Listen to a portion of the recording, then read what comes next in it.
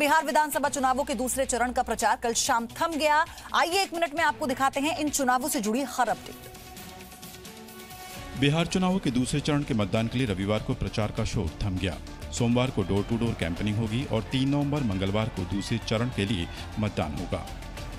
बिहार विधानसभा के दूसरे चरण में 17 जिलों की कुल 94 सीटों पर वोटिंग होनी है। इनमें पश्चिमी चंपारण के 3, पूर्वी चंपारण के 6, शिवहर की 1, सीतामढ़ी की 3, मधुबनी में 4, दरभंगा और मुजफ्फरपुर की 5-5, गोपालगंज के 6, सिवान के 8, सारण के 10, वैशाली के 6, समस्तीपुर के 5, बेगूसराय के 7, खगड़िया के 4, भागलपुर के 5, नालंदा के 7 और राजधानी पटना के 9 विधानसभा क्षेत्रों में मतदान होगा। दूसरे चरण में सत्ताधारी पार्टी जेडीयू की किस्मत दांव पर है, क्योंकि इसी चरण में पार्टी के सबसे ज्यादा 43 उम्मीदवार मैदान में हैं, जिनमें 19 उम्मीदवार नए हैं। इन 94 सीटों में पिछली बार जेडीयू को 30 सीटों पर जीत हासिल हुई थी। राजनीतिक विशेषज्ञों का मानना है कि दूसरे चरण की वोटिंग इन चुनावों का फैसला कर सकती है। बिहार चुनावों के दूसरे चरण के लिए पीएम मोदी ने रविवार को 4 जनसभाओं को संबोधित किया। 1 मिनट में देखिए। भारत माता की। बिहार चुनावों के दूसरे चरण के लिए रविवार को प्रचार का आखिरी दिन था। पीएम मोदी ने भी एनडीए के लिए रविवार को 4 अलग अलग जगहों पर रैलियां की। अपने भाषण में प्रधानमंत्री ने विपक्ष को नागरिकता कानून से लेकर पुलवामा हमले के मुद्दे पर जमकर घेरा। हमारे पड़ोसी देश ने पुलवामा हमले की सच्चाई को स्वीकार किया है। इस सच्चाई ने उन लोगों के चेहरे से नकाब भी उतार दिया है जो पुलवामा हमले के बाद अफवाहें फैला रहे थे। प्रधानमंत्री मोदी ने परिवारवाद पर हमला करते हुए कहा कि कुछ लोग सिर्फ अपने परिवार के लिए जी रहे हैं और जूझ रहे हैं। वो अपने परिवार के लिए पैदा हुए हैं, अपने परिवार के लिए जी रहे हैं, अपने परिवार के लिए ही वो जूझ रहे हैं। इस मौके पर उन्होंने लोगों के सामने एनडीए सरकार के समय किए गए विकास कार्यों का हिसाब भी रखा और लोगों को राजद के समय चल रहे जंगल राज पर भी हमला बोला।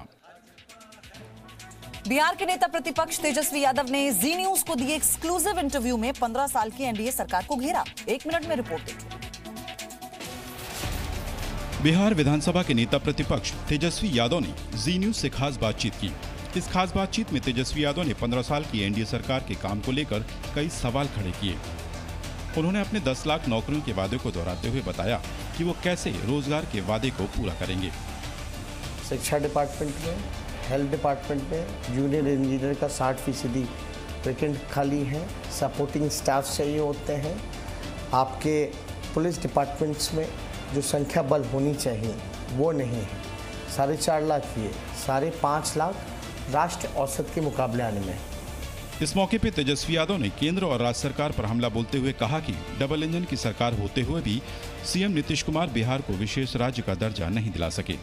15 साल से बीजेपी और जेडीयू सरकार में है, डबल इंजन की सरकार है, विशेष राज्य का दर्जा नहीं दिला पाए।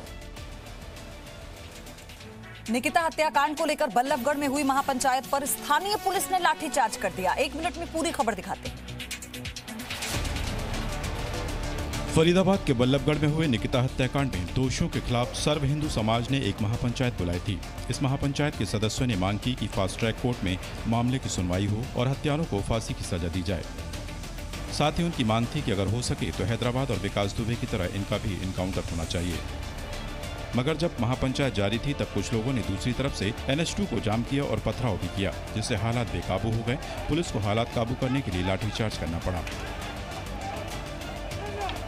पुलिस का कहना था कि कुछ शरारती तत्व ट्रैक्टर की ट्रॉली में पत्थर भरकर लाए थे और उन्होंने महापंचायत पर पथराव किया।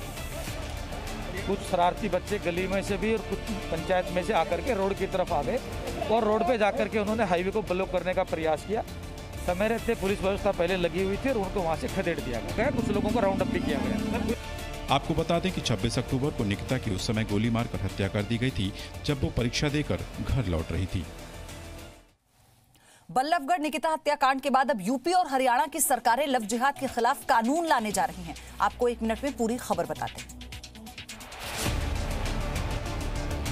फरीदाबाद में हुए निकिता हत्याकांड के बाद यूपी के सीएम योगी आदित्यनाथ ने कहा कि उनकी सरकार लव जिहाद के खिलाफ कानून लाएगी। बहन बेटियों की इज्जत के साथ खिलवाड़ करते हैं, उनको पहले से मेरी चेतावनी, अगर वे सुधरे नहीं तो राम नाम सत्य है कि यात्रा अब निकलने वाली है। हरियाणा के सीएम मनोहर लाल ने भी रविवार को मीडिया से बात करते हुए कहा कि उनकी सरकार भी इस मुद्दे को गंभीरता से ले रही है। लव जिहाद वाला विषय भी, इसके ऊपर बाकायदा विचार चल रहा है और केंद्रीय स्तर पर भी और प्रदेश स्तर पर भी हम इसको बहुत गंभीरता से ले रहे हैं। हरियाणा के गृह मंत्री अनिल विज ने लव जिहाद के कानून का समर्थन करते हुए कहा कि बेटियों को बचाना हमारी जिम्मेदारी है। ये लव जिहाद का इलाज करना जरूरी है बच्चियों को बचाने के लिए। अगर इसके लिए कानून बनाना पड़े तो, कुछ और करना पड़े तो। मथुरा की जेल में बंद 4 पीएफआई सदस्यों की रविवार को कोर्ट में ऑनलाइन पेशी हुई। 1 मिनट में आपको पूरी खबर दिखाते हैं।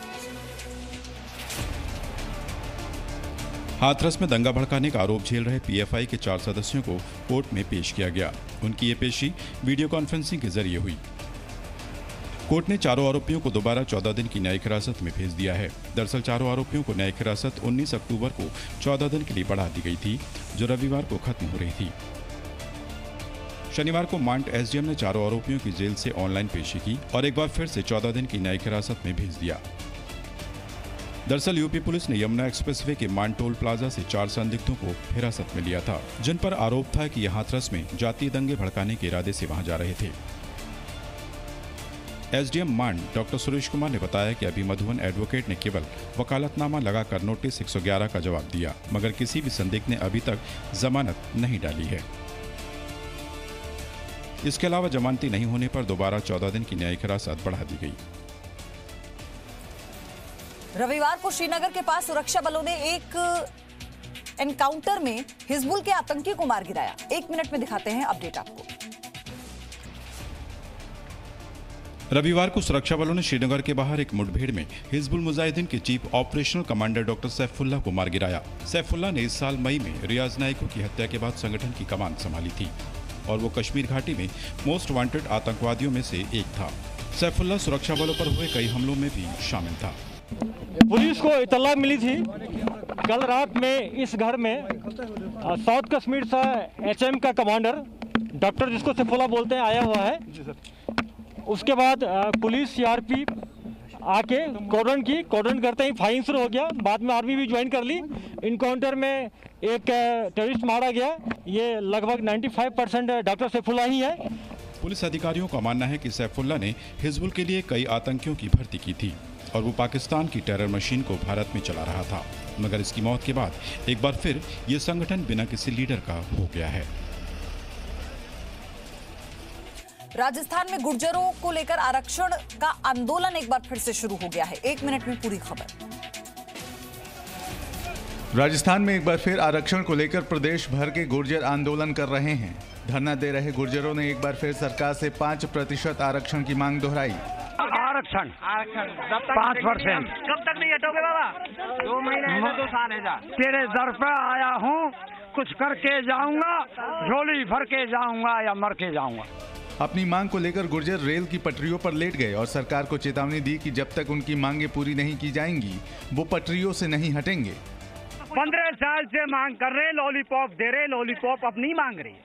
हक चाहिए आर या पार। इस आंदोलन की वजह से दिल्ली मुंबई के बीच चलने वाली 16 ट्रेनों के रूट में बदलाव किया गया है और कई ट्रेनों को झांसी बीना नागदा रूट पर मोड़ दिया गया।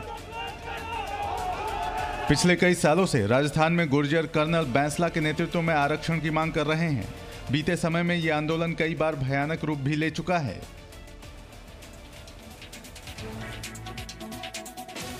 अयोध्या में भव्य राम मंदिर के निर्माण का काम एक कंपनी को दिया गया है। 1 मिनट में पूरी खबर। अयोध्या राम मंदिर निर्माण में अब लार्सन एंड टूब्रो निर्माण कंपनी के रूप में कार्य करेगी, जबकि मंदिर के प्रोजेक्ट मैनेजमेंट कंसल्टेंट के रूप में टाटा इंजीनियरिंग कंपनी काम करेगी।